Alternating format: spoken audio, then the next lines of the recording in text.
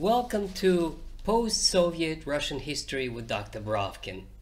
My topic today is called What's Wrong with American Containment of Putin's Russia? This talk is inspired by an interview which I heard yesterday with Professor Kotkin, formerly of Princeton University, in Potomac Watch, and I'll place the link to this video so that you can compare the source to the original. I knew Professor Kotkin very well. I was at Harvard in the 1990s and he was in Princeton, and we both wrote on Stalin's era and the Soviet history, but it doesn't matter. What Kotkin is proposing today is exact opposite of what I believe to be true, and this is why I decided to make this video outlining his major thesis. Now, Kotkin basically argues that Russia should be contained. This is his main thesis, that Russia belongs to an illiberal regime that needs to be contained or pushed back, pretty much using the same terminology as during the Cold War. To remind you, containment was George Kennan's key idea, and it was primarily about communism. The ideology behind it was that communism is evil and it had to be pushed back in order for the values of democracy and civil society to prevail. Now Kotkin uses pretty much the same terminology to push back Putin's regime. So his main idea basically is that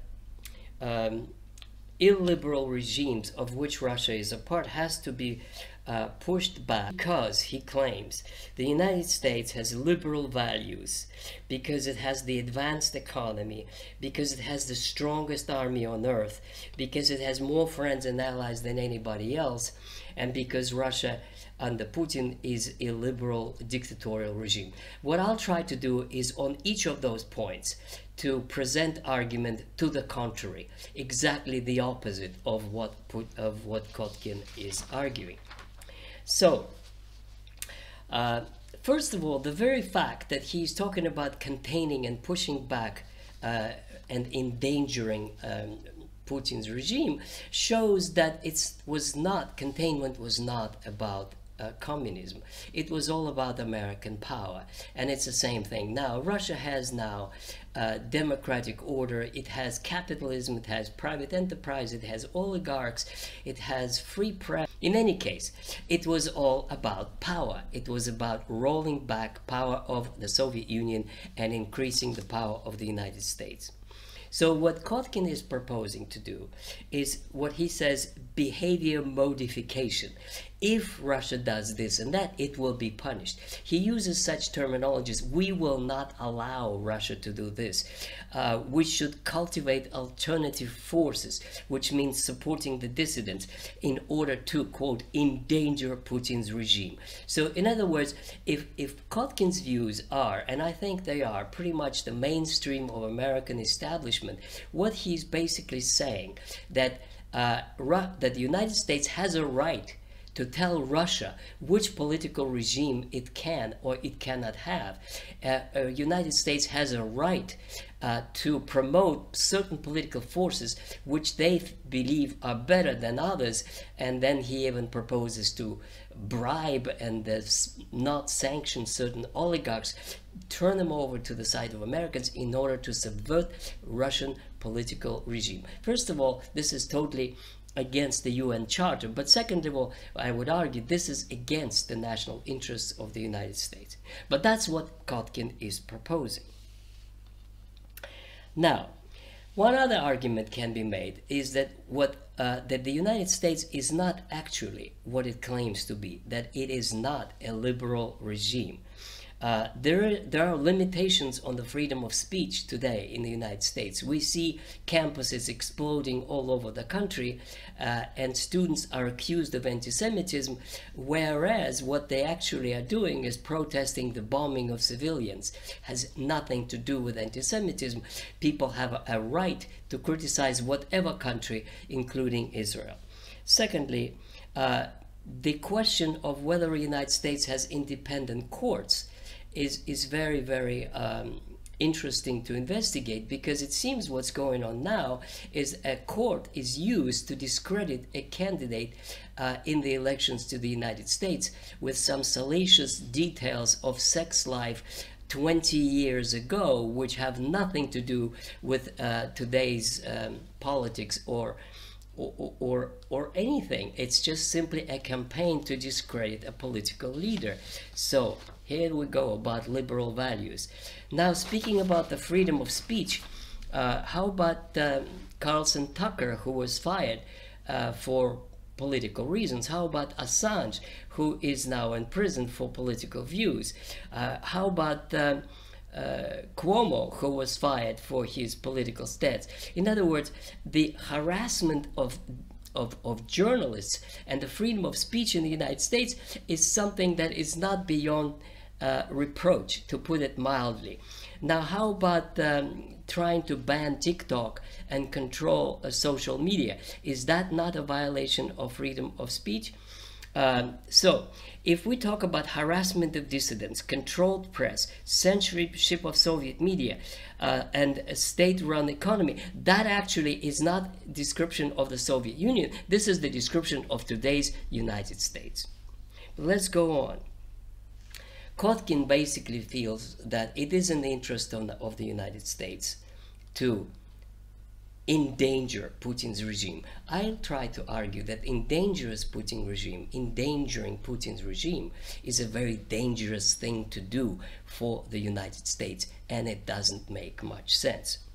Why? First of all, because physically the United States cannot force Russia to do anything. That's the point. Kotkin must be living in the 1980s when he was a professor. Now the world has changed. United States has no physical capacity to force Russia to do anything. They tried in economics. They tried to impose sanctions, to close down Russia's access to SWIFT, to ban Russian exports to all Western countries. And what is the result? The result, Mr. Kotkin, is that Russia is stronger economically than ever before in its history. And Russian people have the highest standard of living that they ever had before in Russian history. Russia is one of the top producers in the world of grain, which is dependent. Many countries are dependent on it, and they're gonna buy Russian grain because they want to eat. And when Ukraine is added to it, Russia is gonna have more than 35% of world supply of grain.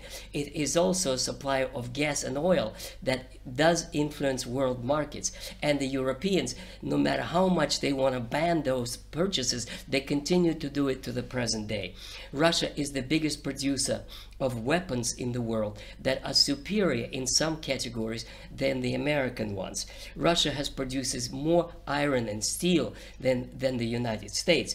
It produces electricity, nuclear power stations, ships. In other words, Russia is a big industrial power, to ignore which hasn't worked, and sanctions only strengthened it. This is speaking about economics.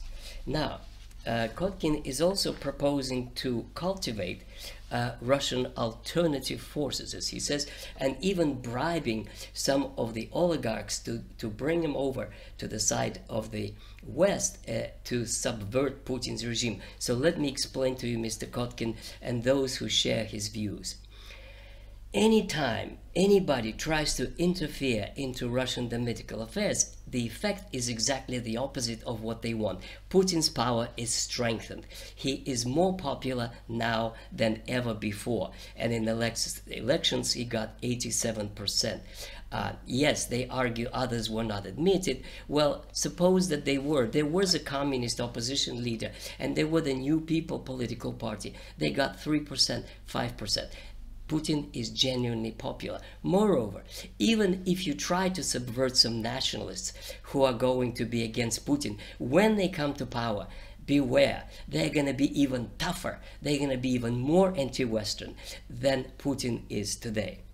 So, Speaking about military might, Kotkin is proposing that the United States goals in Ukraine should be non-recognition of territorial gains of Russia, right of Ukraine to join NATO, and to use Ukraine as a unifying force of NATO for the United States. Again, I would argue all of these things are totally not in the interest of the United States, because they may lead to the opposite effect, which means that if you continue to escalate, and if you send American or French or other European forces, NATO forces, into Ukraine, number one, they'll be obliterated. Number two, if Russia, God forbid, begins to lose, they're going to use nuclear weapons. And if they're going to use nuclear weapons, there's going to be it's not going to be a world war. If in the worst case scenario, it's going to be an exchange between US and Russia. And America should never forget, the only country in the world that can destroy the United States is Russia. Nobody else, not China, not anybody else. And if that happens, who is going to be the beneficiary? It's not going to be the United States, the victorious power. India, China, Africa, Latin America, countries that would not be hit by nuclear weapons will be the beneficiary. So if the United States wants to commit a suicide, it could continue to do what Kotkin recommends to do, to poke the Russian bear more and try to subvert Putin's regime. You're lucky to have Putin's regime, because Putin's regime is seeking compromise rather than being, rather than talking about subverting American political system.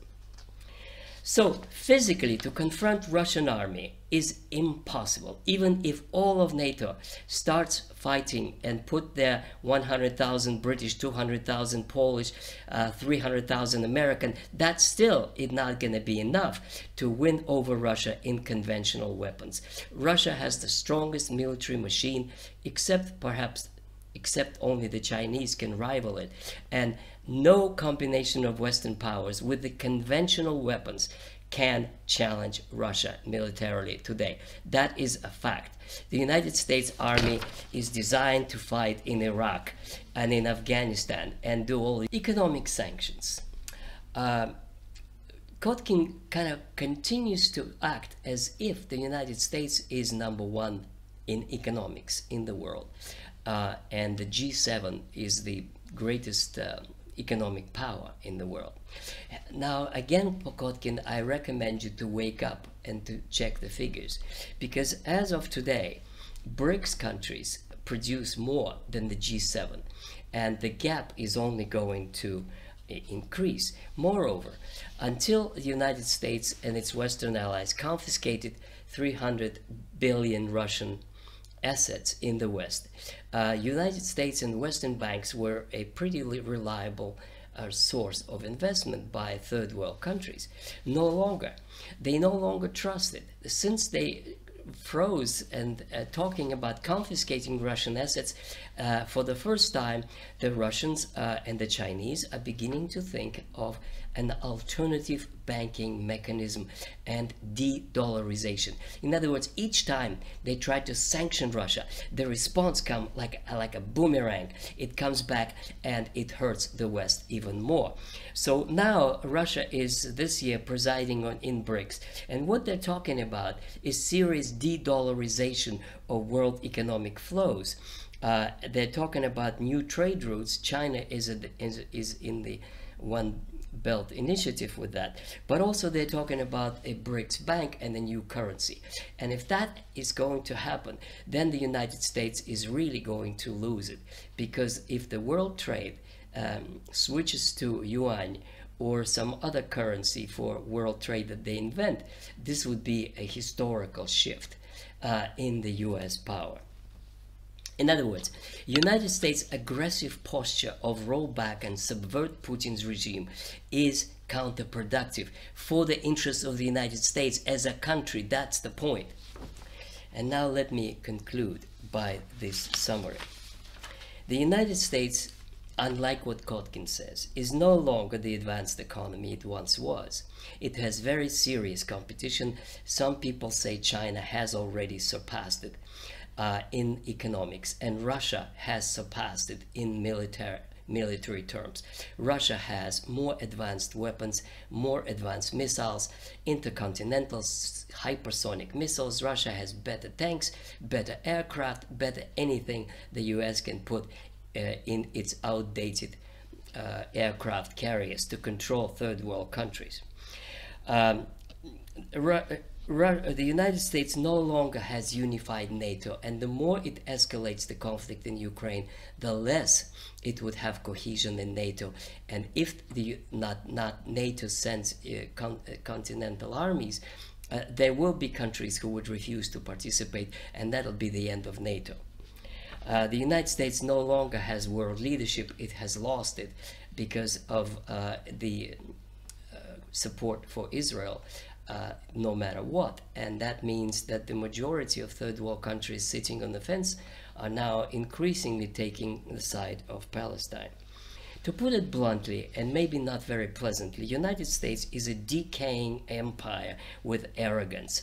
Moreover, it is no longer has anything to do with liberal democracy, because liberal democracy is based on the principles of acceptance, of tolerance, of cooperation, of equality, of respect, of free speech, and fair elections. Now, on most of these things, the United States is no longer qualified to be a liberal democracy. So that's my message to Mr. Kotkin. You're wrong. Thank you, and I'll see you next time.